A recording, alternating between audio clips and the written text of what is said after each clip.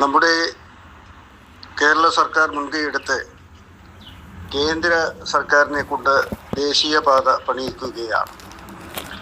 ദേശീയപാതയുടെ പണി തുടങ്ങിയിട്ട് ഏറെക്കാലമായി. കേരളത്തിൻ്റെ ഒരു ചിരകാല അഭിലാഷം സാധ്യതപ്രായമാക്കുവാൻ കേരള സർക്കാർ താൽപ്പര്യമെടുത്ത് ഏതാണ്ട് 6000-ൽ പരം കോടി രൂപ ഭൂമി വാങ്ങാൻ സ്വന്തമായി ചെലവാക്കി കേന്ദ്ര സർക്കാരിൻ്റെ ധനത്തിന് പുറമെ ആണ് ഈ ദേശീയപാത ഒരു യാഥാർത്ഥ്യമാക്കാൻ ശ്രമിച്ചത്.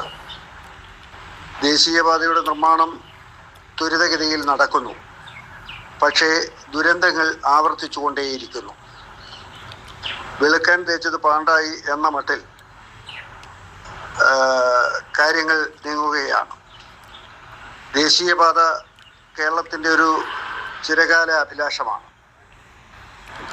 അത് ഈ ഗവൺമെൻറ്റിൻ്റെ കാലത്തെങ്കിലും ലക്ഷ്യം നേടും എന്ന് കരുതി. പക്ഷേ കുറച്ചു കാലം കൂടി എടുക്കും എന്ന് തോന്നുന്നു പണി തീരാൻ.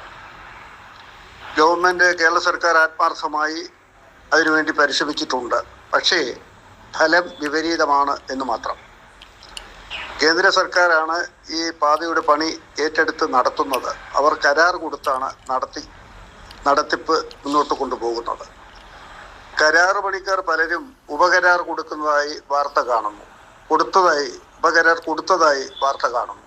ഫലത്തിൽ നിർമ്മാണ പ്രവർത്തനം അവതാളത്തിലാണ്. ഇപ്പോൾ കുട്ടിയത്തിനടുത്ത് മൈലക്കാട് ഉണ്ടായ ദുരന്തം പത്രദ്വാര നാം എല്ലാം അറിഞ്ഞു. ഇങ്ങനെ പല ദുരന്തങ്ങളും കേരളത്തിൻ്റെ വിവിധ ഭാഗങ്ങളിൽ ഉണ്ടായിട്ടുണ്ട്. ഭാഗ്യവശാൽ ആൾനാശം സംഭവിച്ചില്ല എന്നുള്ളത് ആശ്വാസകരമാണ്. എന്നാൽ ഇതിൻ്റെ നിർമ്മാണത്തിൽ അടങ്ങിയിരിക്കുന്ന ഭവിഷ്യത്ത് വളരെ വലുതാണ്. നമ്മുടെ പ്രധാന ജംഗ്ഷനുകളിൽ ഏതാണ്ട് ഒരു കമുകിൻ്റെ അല്ലെങ്കിൽ അടയ്ക്കാമരത്തിൻ്റെ ഉയരത്തിലാണ് മതിൽ പോലെ ഈ റോഡ് നിൽക്കുന്നത്. ഇത് നമ്മുടെ എഞ്ചിനീയർമാരുടെ പിടിപ്പുകേട് കൊണ്ട് അല്ലെങ്കിൽ ഭാവനാശൂന്യത കൊണ്ട് സംഭവിച്ചാണെന്ന് കരുതണം. രണ്ട് ഭാഗത്തും ഇത്തരം ഭാഗത്ത് തൂണുകൾ നാട്ടി, കോൺക്രീറ്റ് തൂണുകൾ നാട്ടി വാർത്ത് റോഡ് നിർമ്മിച്ചിരുന്നുവെങ്കിൽ സാധാ ലെവലിൽ വരുമ്പോഴേക്കുമുള്ള ആ ഭാഗം നമുക്ക് വാഹനങ്ങൾ പാർക്ക് ചെയ്യുന്നതിന് ഉപയോഗിക്കാമായിരുന്നു. വാഹനങ്ങൾ പാർക്ക് ചെയ്താൽ അതിന് സർക്കാരിന് പണം ഈടാക്കാമായിരുന്നു. മാത്രമല്ല, ഒരു ജംഗ്ഷനിൽ നിന്ന് മറു ജംഗ്ഷനിലേക്ക് അല്ലെ മറുഭാഗത്തേക്ക് ആൾക്കാർക്ക് യഥേഷ്ടം കടന്നു പോകാൻ സാധിക്കുമായിരുന്നു. അങ്ങനെ ഒരു വെടിക്ക് രണ്ട് പക്ഷി എന്ന മട്ടിൽ കേരളത്തിന് അതൊരു അനുഗ്രഹമാകുമായിരുന്നു. ഇതിപ്പോൾ രണ്ട് ദേശമായി മാറുകയാണ്. മറുഭാഗത്തേക്ക് പോകുക എന്ന് പറഞ്ഞാൽ സുസാധ്യമല്ല, അസാധ്യമാണ് പലയിടത്തും. അതുപോലെ തന്നെ സർവീസ് റോഡുകൾ, സാധാ വാഹനങ്ങൾ പോകാൻ നിർമ്മിക്കുന്ന റോഡുകൾക്ക് വേണ്ടത്ര വീതിയില്ലെന്ന് മാത്രമല്ല, നടപ്പാതകൾ അവിടെ കാണുന്നില്ല. നടപ്പാത കൂടി അനിവാര്യമാണ്.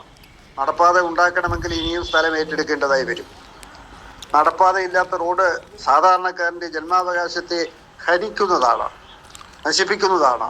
അത് അനുവദനീയമല്ല. ജനങ്ങളുടേതാണ് റോഡ്.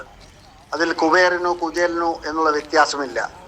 കുചേലൻ നടന്നു പോകുമെങ്കിൽ നടക്കുവാനുള്ള സൗകര്യം ഒരുക്കേണ്ടത് സർക്കാരിൻ്റെ ബാധ്യതയാണ്. സാമ്പത്തിക ആനുകൂല്യങ്ങൾ കൊടുത്ത് അവരെ ഇക്കാര്യത്തിൽ തൃപ്തിപ്പെടുത്താൻ സാധ്യമല്ല. കാരണം എല്ലാവർക്കും സർക്കാരിന് കാർ വാങ്ങാൻ കാശ് കൊടുക്കാൻ പറ്റുകയില്ല. മറിച്ച് അവർക്ക് നടന്നു പോകാനുള്ള വഴി ഒരുക്കുവാൻ സർക്കാരിന് കഴിയും. അതുകൊണ്ട് സർവീസ് റോഡുകളുടെ ഒരു ഭാഗത്ത് ആൾക്കാർക്ക് നടന്നു പോകാൻ വീതിയുള്ള നിരത്ത് അല്പം ഉയരത്തിൽ ഉണ്ടാക്കേണ്ടത് അനിവാര്യമാണ്. അത് ഇനിയും നടക്കാത്ത ഭാഗങ്ങളിൽ കൂടുതൽ സ്ഥലം എടുത്ത്, അല്ലെങ്കിൽ വേണ്ടത്ര സ്ഥലം ഇല്ലാത്ത സ്ഥലത്ത് കൂടുതൽ സ്ഥലം എടുത്ത് അത് ചെയ്യേണ്ടി വരും. അല്ലാത്തിടത്തോളം സാധാരണക്കാർക്ക് നടന്നു പോവുക ബുദ്ധിമുട്ടുള്ള കാര്യമാണ്. സർവോപരി ഈ പാതയുടെ ഉയരം, പല ഭാഗങ്ങളിലുമുള്ള കൊടിമരം പോലെയുള്ള ഉയരത്തിൽ പാത പോകുന്നത് ഇത്തരം അപകടങ്ങൾ തുടരെ ഉണ്ടാകാനുള്ള സാധ്യത വർദ്ധിപ്പിക്കുന്നു. നിർമ്മാണത്തിൽ പറ്റിയ അപാകം കൊണ്ടും സ്ഥലത്തിൻ്റെ ചില സവിശേഷതകൾ കൊണ്ടുമൊക്കെ ആയിരിക്കാം ഇങ്ങനെ സംഭവിക്കുന്നത്. ഏതായാലും നമുക്ക് ശുഭപ്രതീക്ഷ കൈവെടിയേണ്ട. നമ്മുടെ കേരള സർക്കാരും കേന്ദ്ര സർക്കാരും മുൻകൈയെടുത്ത് ഈ പാത ബലവത്തായി നിർമ്മിക്കുമെന്ന് പ്രത്യാശിക്കുന്നു. യാത്ര സുഗമമാകത്തക്ക വിധം സാധാരണക്കാർക്ക് നടപ്പാത കൂടി നിർമ്മിച്ച് സർവീസ് റോഡുകൾ ബലവത്താക്കുമെന്നും പ്രത്യാശിക്കുന്നു.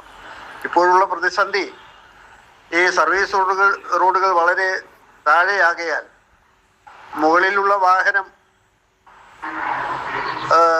അപകടത്തിൽപ്പെട്ടാലും കൂടുതൽ അപകടം ഉണ്ടാകാനുള്ള സാധ്യത സർവീസ് റോഡിനാണ്, അല്ലെങ്കിൽ സർവീസ് റോഡിലൂടെ പോകുന്നവർക്കാണ്. അതുകൊണ്ട് ഇതൊക്കെ ദീർഘവീക്ഷണത്തോടെ ചെയ്യേണ്ട കാര്യങ്ങളായിരുന്നു. എഞ്ചിനീയർമാർ ദീർഘവീക്ഷണം ഉള്ളവരായിരുന്നെങ്കിൽ അവർക്ക് സർക്കാരിനെ ഇക്കാര്യം ബോധ്യപ്പെടുത്തുവാൻ കഴിയേണ്ടതായിരുന്നു. അതായത് ഈ ജംഗ്ഷനുകളിൽ ഇങ്ങനെ മണ്ണിട്ട് പൊക്കാതെ ഇരുവശത്തും തൂണുകൾ സ്ഥാപിച്ച് അവിടെ റോഡ് വാർത്തെടുത്തിരുന്നെങ്കിൽ, കോൺക്രീറ്റ് ചെയ്തെടുത്തിരുന്നുവെങ്കിൽ ഈ ദുരന്തം ഒഴിവാക്കാമായിരുന്നു. അതിന് താഴെ വാഹനങ്ങൾ യഥേഷ്ടം പാർക്ക് ചെയ്യാമായിരുന്നു. ജനങ്ങൾക്ക് അങ്ങോട്ടും ഇങ്ങോട്ടും യഥേഷ്ടം സഞ്ചരിക്കാമായിരുന്നു. ഈ സാധ്യതകളെല്ലാം കൊട്ടി അടയ്ക്കും വിധമാണ് ഇപ്പോൾ റോഡ് നിർമ്മിച്ചിരിക്കുന്നത്. ഇനി പറഞ്ഞിട്ട് കാര്യമില്ല, ഇനി അതത്ര പ്രായോഗികം അല്ല. പക്ഷേ ഈ ദുരന്തങ്ങൾ ഇങ്ങനെ ആവർത്തിക്കുകയാണെങ്കിൽ അത്തരം സ്ഥലങ്ങളിൽ ഇത്തരം നിർമ്മാണ പ്രവർത്തനങ്ങൾ നടത്തേണ്ടി വരും എന്ന് ഓർമ്മിപ്പിക്കുവാൻ ഈ അവസരം ഉപയോഗപ്പെടുത്തുന്നു.